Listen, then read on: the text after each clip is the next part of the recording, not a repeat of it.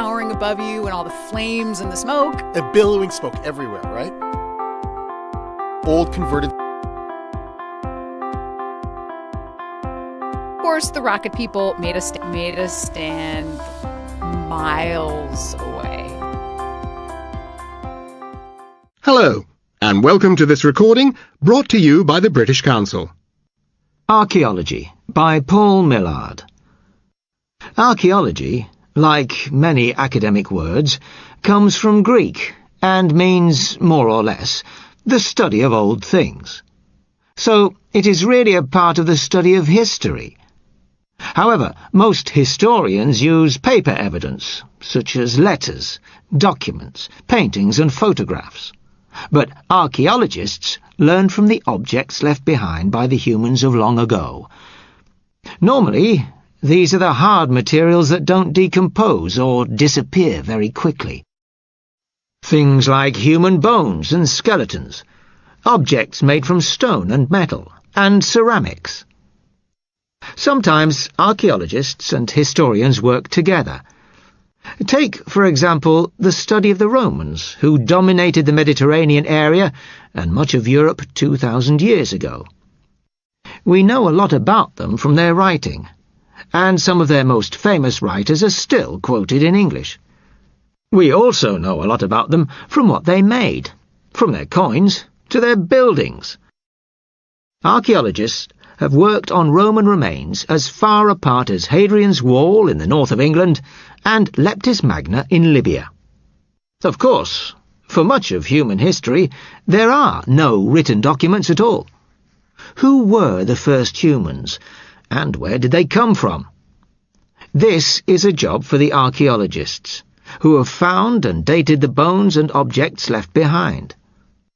From this evidence, they believe that humans first appeared in Africa and began moving to other parts of the world about 80,000 years ago. The movement of our ancestors across the planet has been mapped from their remains. Humans went to Australia about 70,000 years ago, but have been in South America for just 15,000 years. The evidence of archaeology has helped to show the shared origin and history of us all. It is very unusual to find anything more than the hard evidence of history.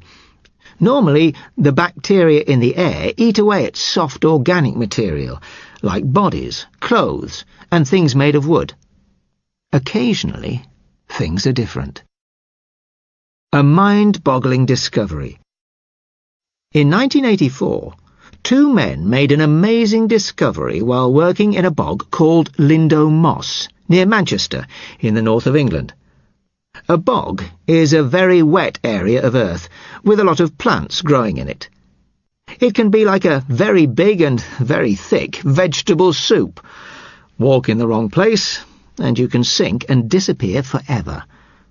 After hundreds of years, the dead plants can compress together and make peat, which is like soil, but is so rich in energy that it can be burned on a fire like coal. The men were cutting the peat when one of them saw something sticking out. A human foot. Naturally, the men called the police, who then found the rest of the body. Was it a case of murder? Possibly. But it was a death nearly 2,000 years old. The two men had found a body from the time of the Roman invasion of Celtic Britain. Despite being so old, this body had skin, muscles, hair, and internal organs. The scientists who examined him were able to look inside the man's stomach and find the food that he had eaten for his last meal. Why was this man so well preserved? It was because he was in a very watery environment, safe from the bacteria that need oxygen to live. Also, the water in the bog was very acidic. The acid preserved the man's skin in the way that animal skin is preserved for leather coats and shoes. How did he die? Understandably, archaeologists and other scientists wanted to know more about the person that they called Lindo Man. His hands and fingernails suggested that he hadn't done heavy manual work in his life. He could have been a rich man or a priest. They found that he hadn't died by accident. The forensic examination revealed that he had been hit on the head 3 times and his throat was cut with a knife. Then a rope was tightened around his neck. As if that wasn't enough, he was then thrown into the bog.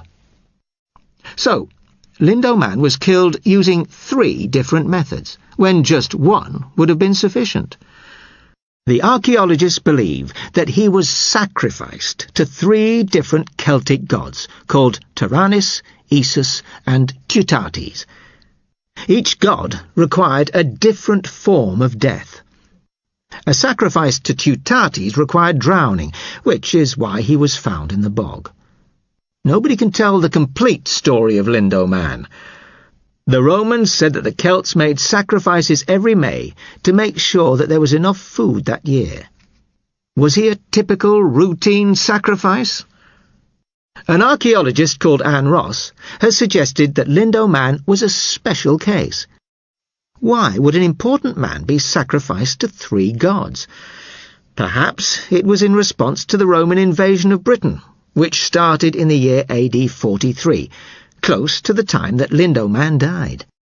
He might have been killed to gain the help of the gods against the Romans. It didn't work. The Romans stayed in Britain for 400 years, and Lindo Man stayed in his bog for 2,000. Say hello to Lindo Man. If you visit London, you can go and see Lindo Man at the British Museum, where he is spending some time in the company of more famous mummies from Egypt. Whereas the bodies of the Egyptian kings and queens were intentionally preserved, Lindo Man is with us by accident. Whatever his origins, it is a fascinating experience to see him face to face. I recommend it. We hope you've enjoyed this recording. To find out more about the British Council and the services we offer, contact your local British Council office or go to www.britishcouncil.org. Bye for now.